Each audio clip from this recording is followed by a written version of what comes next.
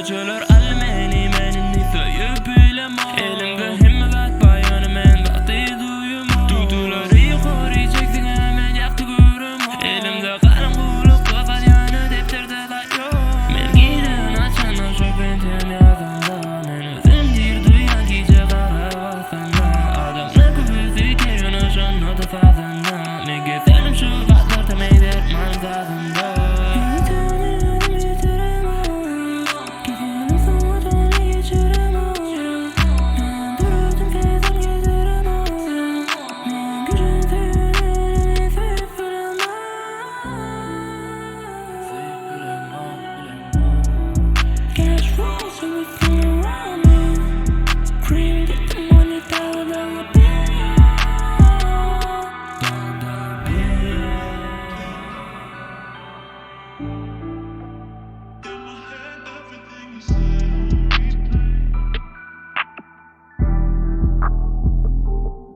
Göçülür almeni menini söyüp bilemo elimde himmet bayanı men vakti